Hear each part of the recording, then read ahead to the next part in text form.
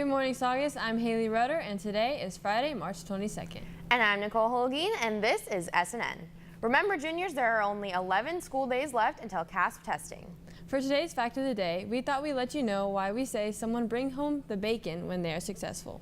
The saying comes from a common British competition of trying to catch a greased pig at a country fair. It was first used in 1910 when, after her son won a championship fight, Jack Johnson's mother told the press that her son had brought home the bacon. From then on, bringing home the bacon meant achieving success. Please stand for the flag salute. Please stand. Put your right hand over your heart. Ready, begin. I pledge allegiance to the flag of the United States of America and to the republic for which it stands, one nation, under God, indivisible, with liberty and justice for all. You may now be seated. Today at lunch, there will be science mentoring available in Ms. Winkler's room X2412 for anyone interested in help with biology or chemistry. See Ms. Winkler for more details. If you are a senior who has achieved a high level of literacy in a language other than English, you could be eligible for the State Seal of Biliteracy and get a special cord to wear at graduation, as well as the seal on your diploma. See your counselor if you think you qualify. On Tuesday, March 26th, field trip forms will be due for the COC campus visit on Thursday. See the counseling office for more information. Prom tickets are now on sale for $135 with an ASB card and $140 without. You can pick up an informational packet in the front office or ASB office. The dance is not included in the dance pack. Now let's go to Patrick Karamian with your sports news.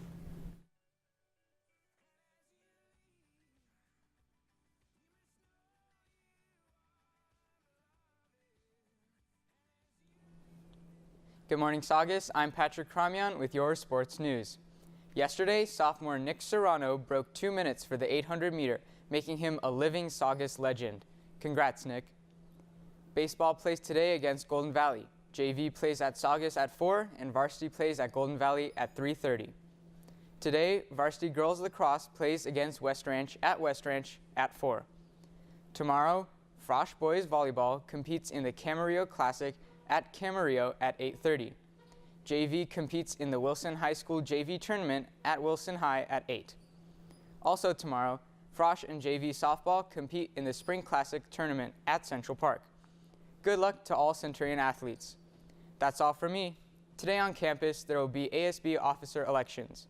While ours tend to be in good spirit, national elections have become more hostile. Here's Jack Ann Schultz with more.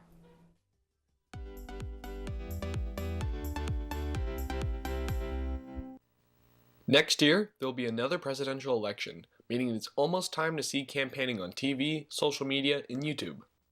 However, with the cultural divide from the last election never being fully mended, one can only guess how hostile the 2020 election will be. One thing to keep in mind, both as current and future voters, is civil discourse, or the engagement and communication intended to enhance understanding. It seems in the last few years, this type of tolerant communication is a rarity. It's evident that all sides of the political spectrum encourage dogmatic behaviors to the point of going against the principles of the First Amendment. Conservative speakers being withheld from speaking at universities, liberal adults disassociating themselves from family members for voting a certain way, conservatives spouting hateful and racist comments at liberal protests. The grounds for disagreement are nearly non-existent. What used to be healthy debates have turned into ideological war zones. As put by NBC News, these attacks and scorched earth rhetoric not only degrade democratic norms, they are often counterproductive, poisoning the culture without advancing a cause. These incidents are not isolated causes. According to an annual Civility in America poll, nearly 70% of Americans say we are heading in the direction of a crisis in civility. Large percentages of those polled also blame politicians and media for this crisis. A similar poll done suggests an even greater divide, with 95% of Americans claiming civility is a problem, 74% feeling civility has declined in recent years, and a corroborating statistic of 70% claiming incivility has reached a crisis level. Our bipartisan culture is collapsing in on itself to nastiness, name-calling, and negativity, a society that is raw, bitter, and dangerous. A rude democracy, losing the art of democratic argument, in a place where bipartisanship and compromise are dirty words. So where do we go from here? Luckily, the solution is easy. Simply keep the definition of civil discourse in mind when making conversation. Work to understand an opponent. Then after understanding, share your view. Before you address another person's opinion, you should first understand it. Keep civil discourse in mind as we approach election campaigning season. This has been Jack Anschels reporting for SNN.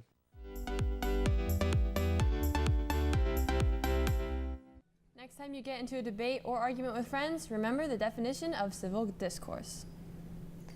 And now for your scholarship news. The Santa Clarita Arts Association application is now available at the website listed below.